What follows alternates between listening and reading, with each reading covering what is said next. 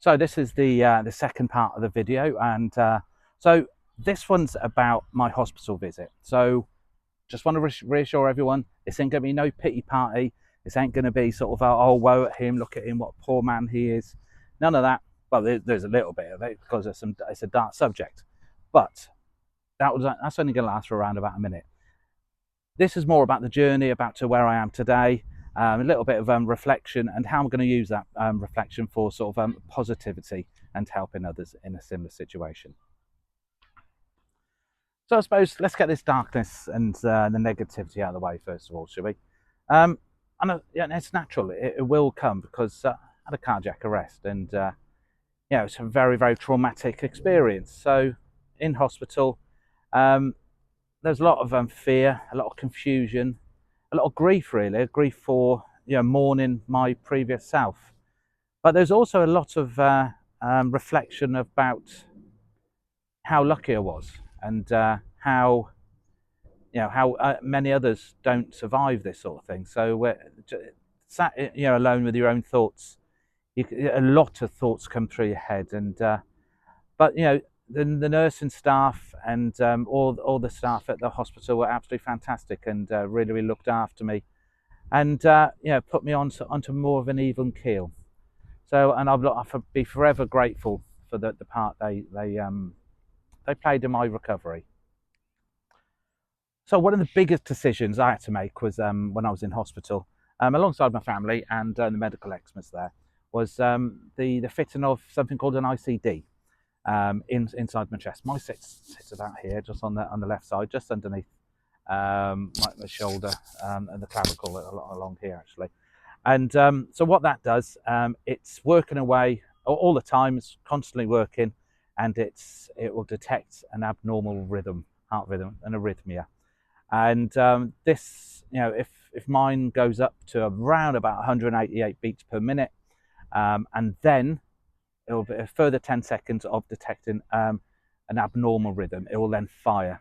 Then it will give me no, it acts like an internal defibrillator. So I carry mine around with me all the time. I see it as a blessing that I've got this inside me now to can potentially save my life.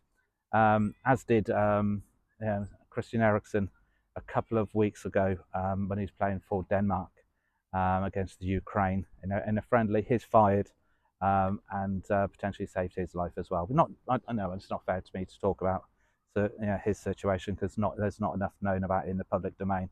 But he obviously worked for a reason. So when we have one of these fitted, there are certain considerations you need to be aware of, mainly around the use of magnetic fields and forces. But the technology is changing and it's advancing every single year practically, where this becomes more of a not so much of an issue, but certainly worthwhile considering. Okay, we got to the positive stuff. Well done, everybody, for sticking with it.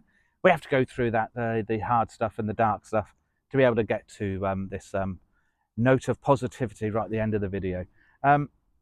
So, how has this changed me really? Well, it's given me a different perspective really. Yes, I kind of missed the person I was before because I spent 54 years being that person. But it's kind of given me a new view on life really. And one of the first things that sort of I contemplated was like respect the small stuff, just get on with life. Life's too short, and it literally is too short. None of us know there's an exact sort of period of time we're here for. It can all end just like that. So you don't want to be sort of wallowing too much in that sort of negativity that can surround you. So, and I also I'm exploring different opportunities such as this. I'm putting myself out there. Whereas I used to be really worried about sort of, oh God, what would someone say? What would people think about me? Well, now it's, look, I've only got one crack at it, so we might as well sort of explore it. And I think that's really the message I can give to sort of people really. If you're going through a tough time, and really, really tough time where you've got no other sort of, you can't think about where else to turn. my experience has shown me really just when you're sat on your ass and you're really sort of you're looking at there's no other alternative. There is hope. There will always be hope. You just got to open your eyes another day and go again, because the alternative's pretty crap really. Um, so just keep on going on, keep on being you really.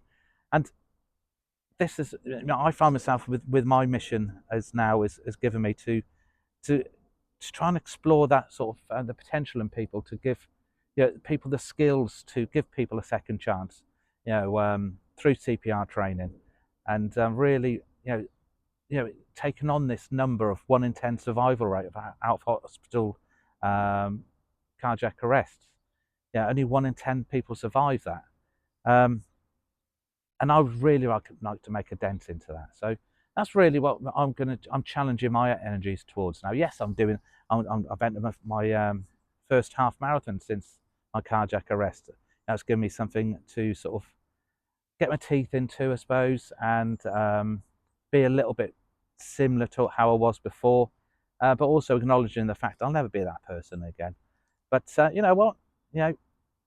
If life gives you lemons, you make lemonade. And here we are. Sometimes it's nice to have a drink of lemonade and enjoy the sunshine, isn't it? So that's it for today, really. Thanks for sticking with it. It wasn't all too dark and gloomy, I think. Please, and again, if I've pleased with some of the people sort of reaching out to me and asking questions. If you've got any questions, please pop a comment in the comment section. Or if you like the video and or you'd like to subscribe and hear some more of our stories, and as we move forward, we're going to be sort of a lot more sort of exploring these different avenues of sort of leadership under pressure, and extreme sort of people making extreme choices, and being the difference. So that's where we're moving in that direction. So have a great day, everyone, and enjoy the weather, enjoy the sun in your face, enjoy your family. Take care.